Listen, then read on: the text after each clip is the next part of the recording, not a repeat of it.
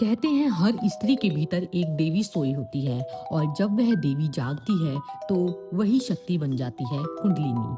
कुंडलिनी जागरण का अर्थ केवल साधना नहीं है, यह आत्मा का विकास है, चेतना का विस्तार है और जीवन के हर स्तर पर उन्नति का द्वार है।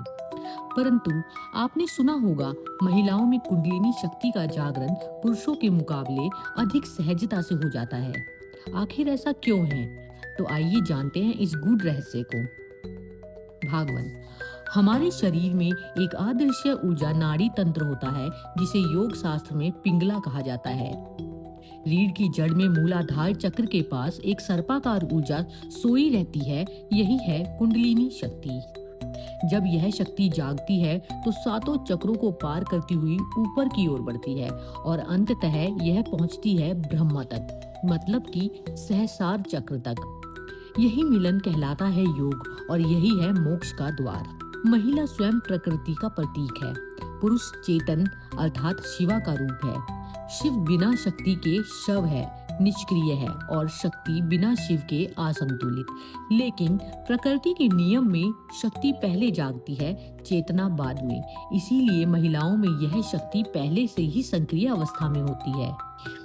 योग शास्त्र कहता है, स्त्री के शरीर में ईड़ा नाड़ी चंद्र ऊर्जा का प्रभाव अधिक होता है। यह ऊर्जा शांत, कोमल, संवेदनशील, ग्रहणशील होती है। वहीं पुरुषों में पिंगला नाड़ी सूर्य ऊर्जा अधिक सक्रिय रहती है, जो क्रियाशील, गर्म, बाहरी ऊर्जा का प्रतिनिधित्व करती है। ईड़ा नाड़ी का गुण है स्वीकार करना, जबकि पिंगला का गुण है नियंत्रण करना। कुंडलिनी शक्ति को ऊपर ले जाने के लिए पहले शरीर को स्वीकार और समर्पण की अवस्था में आना पड़ता है और यह गुण स्त्री में सहज रूप से होता है। एक स्त्री के भीतर सृजन की शक्ति है, वह जीवन को जन्म देती है। यह ब्रह्मांडीय ऊर्जा का सबसे बड़ा रूप है। जब कोई स्त्री गर्भ धारण करती है तब उसके भीतर की कुंडलिनी शक्ति स्वाभाविक रूप से सक्रिय होती है, क्योंकि तब ब्रह्मांड की रचनात्मक ऊर्जा उसी में प्रवाहित होती है। इसी कारण मातृत्व को ईश्वरीय शक्ति का प्रत्यक्ष अनुभव कहा गया है। इसीलिए जो स्त्री ध्यान करती है उसकी चेतना पहले से ही तैयार रहती है।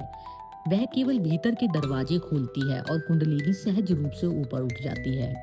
कुंडलिनी केवल साधन या श्वास का खेल नहीं है, यह भावना, भक्ति से जुड़ी प्रक्रिया है। पुरुष तर्क से साधना करता है, जबकि स्त्री भक्ति और समर्पण से। और जहाँ तर्क समाप्त होता है वहाँ से जागृति का मार्ग शुरू होता है। इसीलिए जो स्त्री प्रेम, करुणा, भक्ति में लीन होती है उसकी ऊर्जा हृदय चक्र से आज्ञा चक्र तक उठ जाती है।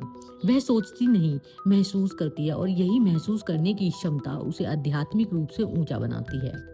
पुरुषों की ऊर्जा प्रकृति से बाहर होती है, यानी ये बाहर की दुनिया जीतने में शक्ति लगाते हैं, जबकि कुंडलिनी का मार्ग अंदर की यात्रा है। जब तक पुरुष भीतर की ओर नहीं झुकता तब तक ऊर्जा ऊपर नहीं उठती।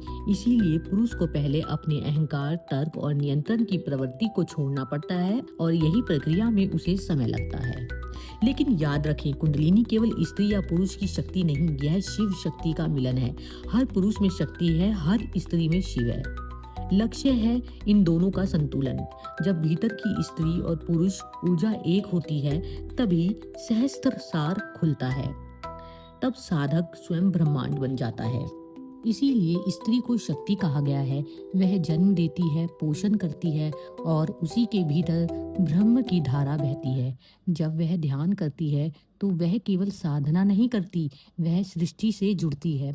और जब उसके भीतर कुंडलिनी जागती है तो वह केवल एक स्त्री नहीं रहती, वह माँ शक्ति बन जाती है।